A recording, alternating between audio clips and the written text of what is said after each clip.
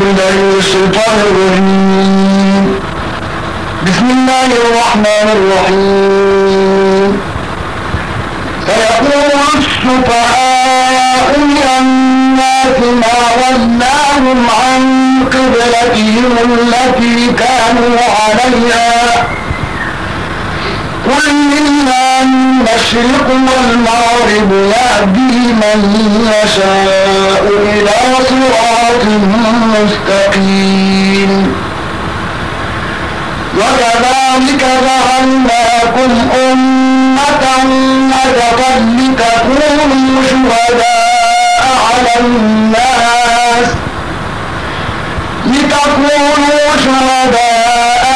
الناس ويكون الرسول عليكم شهيدا. وما جعلنا القبلة التي كنت عليها إلا لنعلم من يتبع الرسول ممن ينقلب على عقبيه. وإن كانت لكبيرة إلا على الذين هدى الله وما كان الله ليضيع إيمانكم إن الله بالناس لرءوف رحيم. قد نرى تقلب وجهك في السماء فلنولينك قبلة ترضاها فول وجهك شطر المسجد الحرام وحيث ما كنتم فولوا وجوهكم شطره وإن الذين أوتوا الكتاب ليعلمون أنه الحق من ربهم وما الله بغافل عما يعملون. ولئن أتيت الذين أوتوا الكتاب بكل آية ما تبعوا قبلتك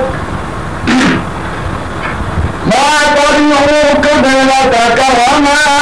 أنت بتابع قبلتهم وما بعضهم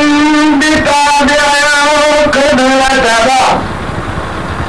ولئن اتبعت أهواءهم من بعد ما جاءك من العلم إنك إذا لمن الظالمين. الذين آتيناهم الكتاب يعرفونه كما يعرفون أبناءهم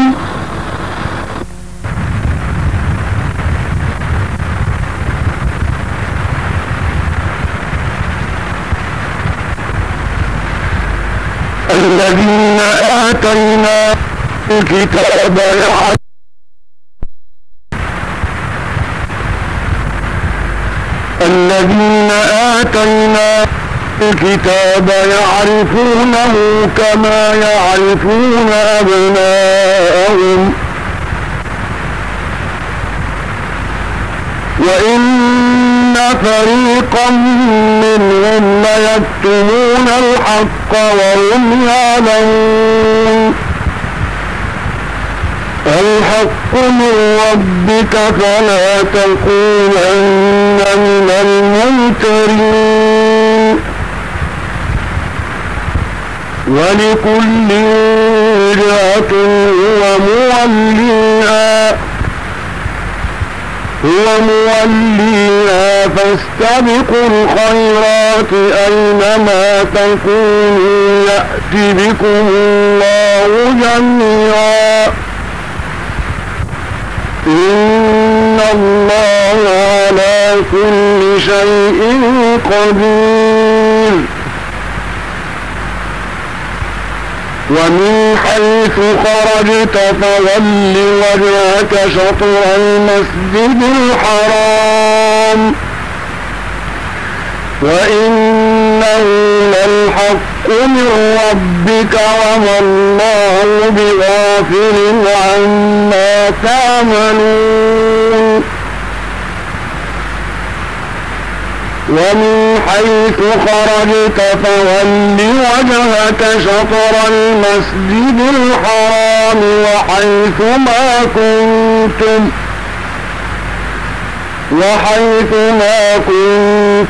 فولوا وجوهكم شطره لئلا يكون للناس عليكم حجة إلا الذين ظلموا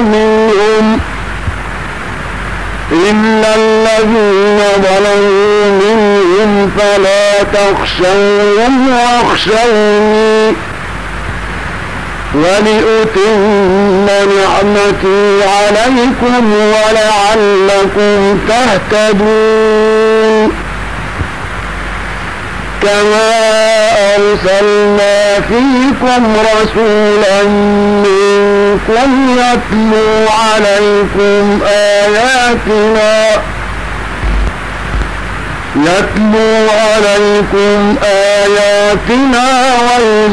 ويزكيكم ويعلمكم الكتاب ويعلمكم ما لم تكونوا تعلمون فاذكروني أذكركم واشكروا لي ولا تكفرون يا أيها الذين آمنوا استعينوا بالصبر والصلاة إن الله مع الصابرين ولا تقولوا لمن يقتل في سبيل الله أموات بل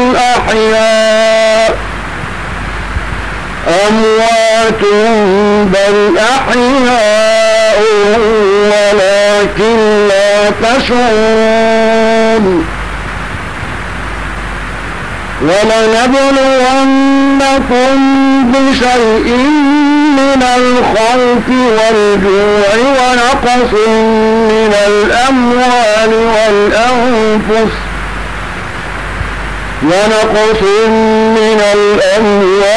والأنفس والثمرات وبشر الصابرين الذين إذا أصابتهم مصيبة قالوا إنا لله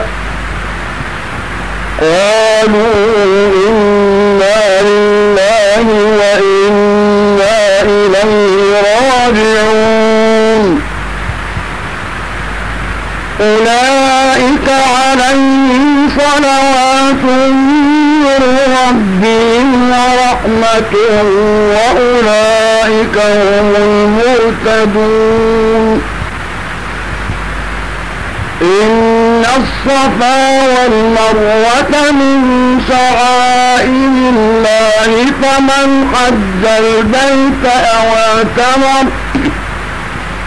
فمن حج البيت أو اعتمر فلا جناح عليه أن يطوف بهما ومن تطوع خيرا فإن الله شاكر عليم إن الذين يكتمون ما أنزلنا من البينات والهدى من بعد ما بيناه للناس في الكتاب أولئك يلعنهم الله ويلعنهم اللاعنون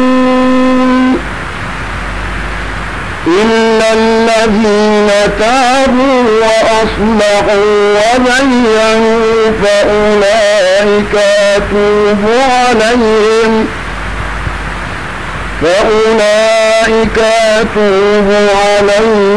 وأنا التواب الرحيم إن الذين كفروا وماتوا وهم كفار أولئك عليهم لعنة الله والملائكة والناس أجمعين خالدين فيها لا يخفف عنهم العذاب ولا هم ينظرون وإلهكم إله واحد لا إله إلا هو الرحمن الرحيم إن في خلق السماوات والأرض واختلاف الليل والنهار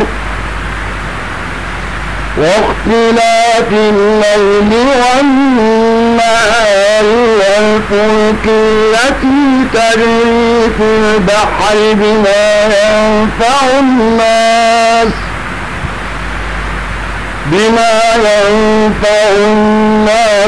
وما أنزل الله من السماء من ماء فأحيا به الأرض بعد موتها وبث فيها من كل دابة وتصريف الرياح والسحاب المسخر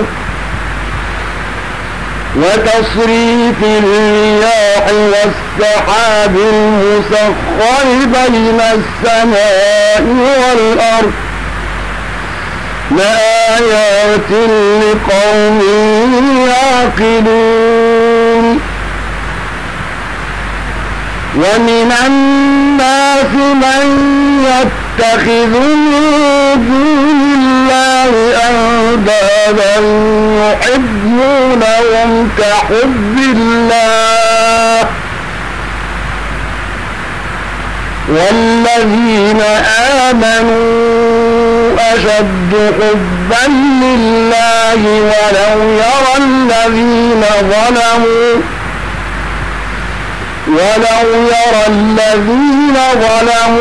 إذ يرون العذاب أن القوة لله جميعا وأن الله شديد العذاب إذ تبرأ الذين اتبعوا من الذين اتبعوا ورأوا العذاب وتقطعت بهم الأسباب وقال الذين اتبعوا لو أن لنا كرة فنتبرأ منهم كما تبرأوا منا كذلك يريهم الله أعمالهم حسرات عليهم وما هم بخارجين من النار يا أيها الناس كلوا مما في الأرض حلالا طيبا ولا تتبعوا خطوات الشيطان إنه لكم عدو مبين إنما يأمركم بالسوء والفحشاء وأن تقولوا على الله ما لا تعلمون وإذا قيل لهم اتبعوا ما أنزل الله قالوا بل نتبع ما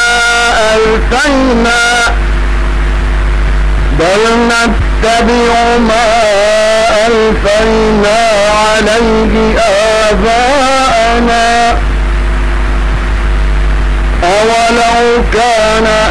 آباؤهم لا يعقلون شيئا ولا يهتدون ومثل الذين كفروا كمثل الذي ينعق بما لا يسمع إلا دعاء ونداء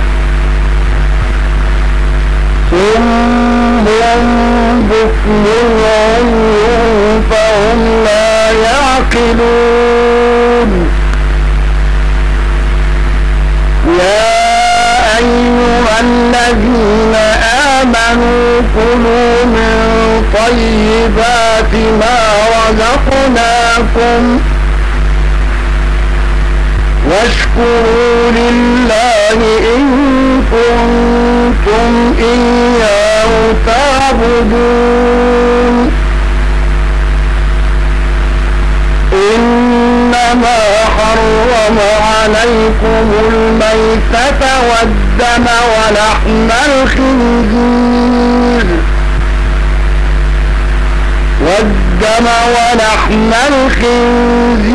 وما أهل به لغير الله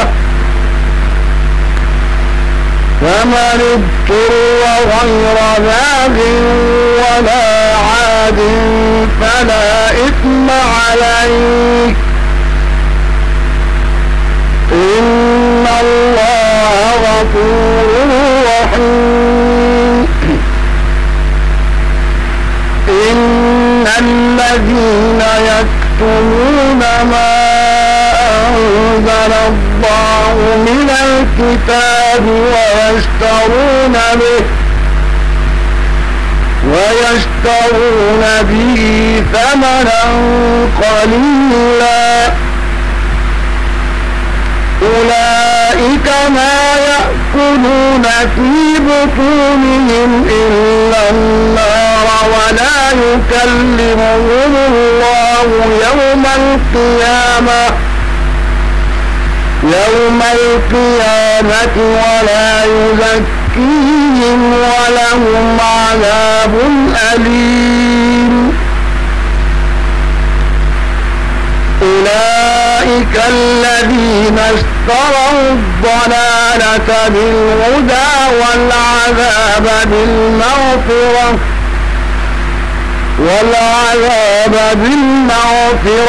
فما أصبرهم على النار ذلك بأن الله نزل الكتاب بالحق وإن الذين اختلفوا في الكتاب لفي شقاق بعيد ليس البر أن تولوا وجوهكم قبل المشرق والمغرب ولكن البر من آمن بالله واليوم الآخر والملائكة والكتاب والنبيين وآتى المال على حبه ذوي القربى واليتامى والمساكين وابن السبيل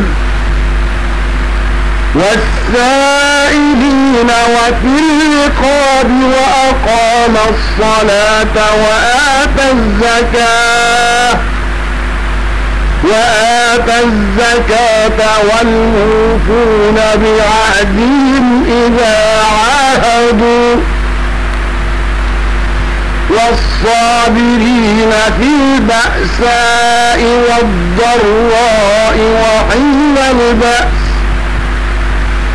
أولئك الذين صدقوا وأولئك هم المتقون. يا أيها الذين آمنوا كتب عليكم القصاص في القتلى الحر بالحر والعبد بالعبد والأنثى بالأنثى فمن عفي له من أخيه شيء فاتباع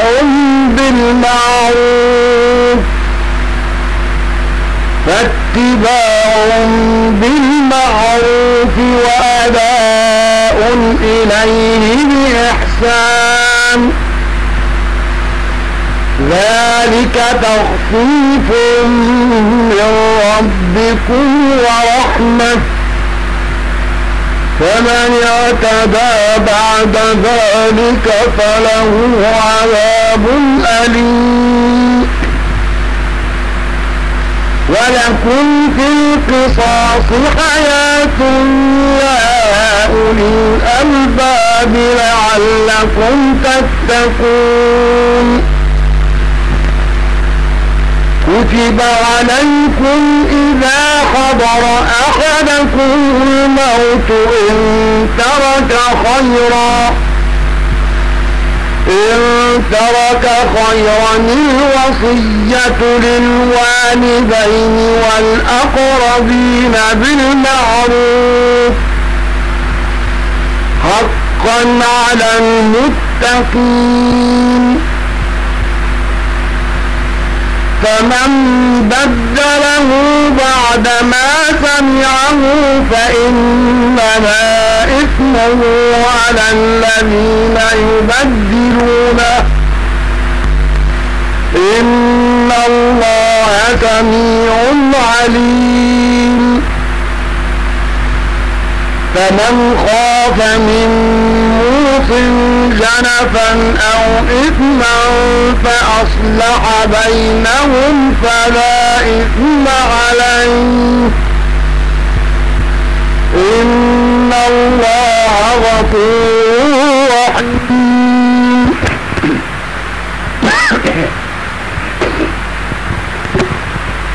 يا أيها الذين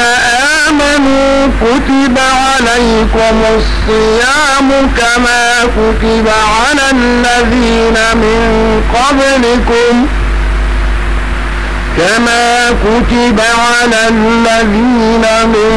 قبلكم لعلكم تتقون. أياما معدودات فمن كان منكم مريضا أو على سفر فعدة من أيام أخر وعلى الذين يطيقونه فدية طعام مسكين فمن تطوع خيرا فهو خير له وأن تصوموا خير لكم إن كنتم تعلمون. شهر رمضان الذي أنزل فيه القرآن هدى للناس وبينات من الهدى والفرقان فمن شهد منكم الشهر فليصم ومن كان مريضا أو على سفر فعدة من أيام أخر يريد الله بكم اليسر ولا يريد بكم العسر ولتكملوا العدة ولتكبروا الله على ما هداكم ولعلكم تشكرون وإذا سألك عبادي عني فإني قريب أجيب دعوة الداع إذا دعان فليستجيبوا لي وليؤمنوا بي لعلهم يرشدون أحل لكم ليلة الصيام الرفث إلى نسائكم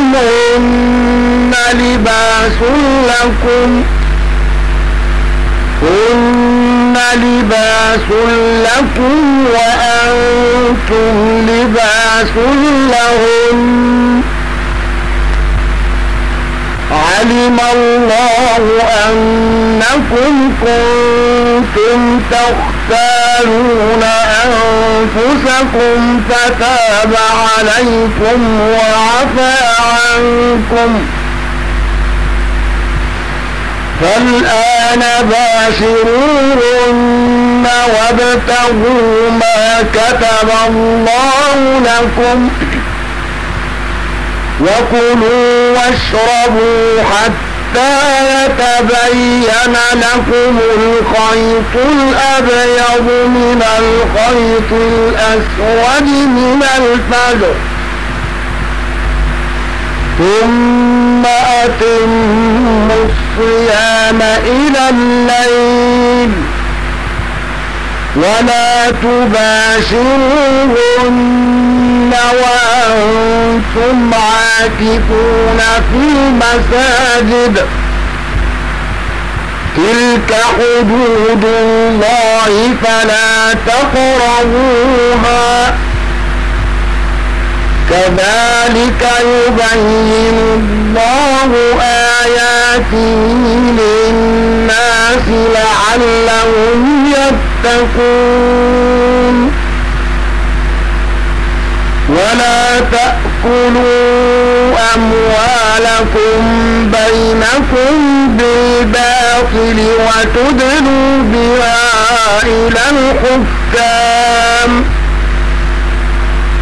وتدلوا بها إلى الحكام لتأكلوا فريقا من أموال الناس بالإثم وأنتم تعلمون يسألونك عن الأهلة قل هي مواقيت للناس والحج وليس البر بأن تأتوا البيوت من ظهورها ولكن البر من اتقى وأتوا البيوت من أبوابها واتقوا الله لعلكم تفلحون وقاتلوا في سبيل الله الذين يقاتلونكم ولا تعتدوا إن الله لا يحب المعتدين واقتلوهم حيث ثقفتموهم وأخرجوهم من حيث أخرجوكم وأخرجوهم من حيث أخرجوكم والفتنة أشد من القتل ولا تقاتلوهم عند المسجد الحرام حتى يقاتلوكم فيه فإن قاتلوكم فاقتلوهم كذلك جزاء الكافرين وإن انتهوا فإن الله غفور رحيم وقاتلوهم حتى لا تكون فتنة ويكون الدين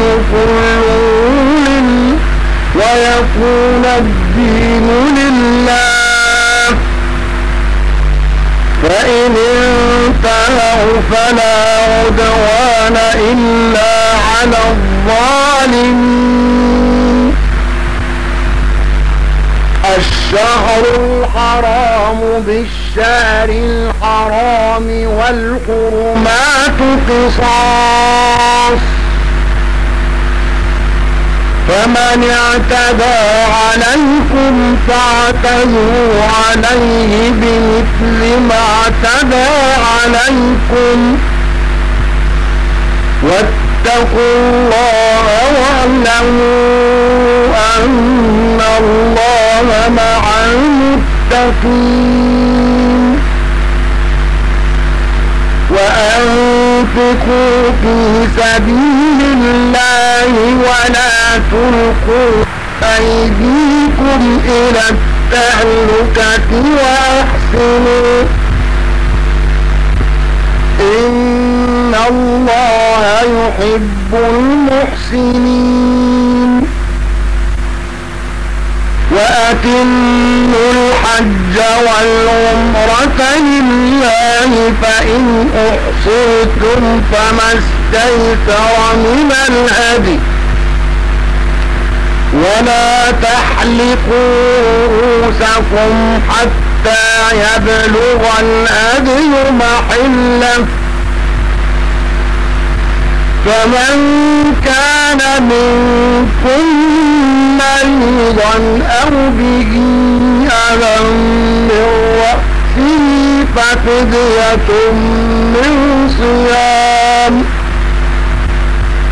ففدية من صيام أو صدقة أو نسك فإذا أمنتم فمن تمتع بالعمرة إلى الحج فما استيسر من الهدي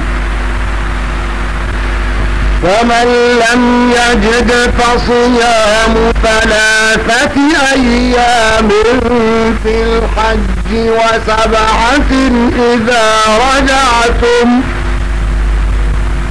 وسبعة إذا رجعتم تلك